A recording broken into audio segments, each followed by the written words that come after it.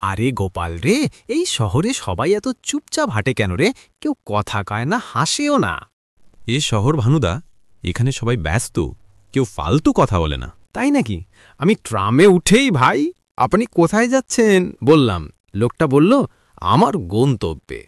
এই উত্তর কি মানুষ দেয় নাকি রে? আমি ভাবলাম ও বুঝি আমার সঙ্গে কুইজ খেলছে। তুমি শহরে এসে বেশ ধাক্কা খাচ্ছ দেখছি। ধাক্কা? ওরে বাবা, বাসে উঠতে গিয়ে ধাক্কা খেয়ে সোজা এক ভদ্রলোকের কোলে বসে পড়েছি।